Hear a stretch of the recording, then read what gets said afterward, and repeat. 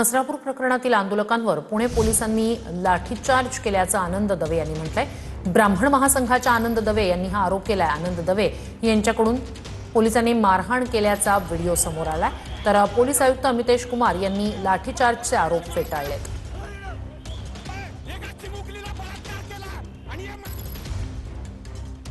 काल नवले पुलाजवळ जे आंदोलन सुरू होतं ते आंदोलन संपवताना पोलिसांनी लाठी हल्ला केला नाही असे जे अधिकारी सांगतायत ते दांदात खोटं बोलतायत। काल पोलिसांनी लाठी हल्ला केलाय, त्याचा आत्ताच मी व्हिडिओ सुद्धा शेअर केलेला आहे। पोलिसांनी खरं तर फक्त समजावून सांगून किंवा काठी न मारता सुद्धा बळाचा वापर करून हे करणं शक्य झालं असतं।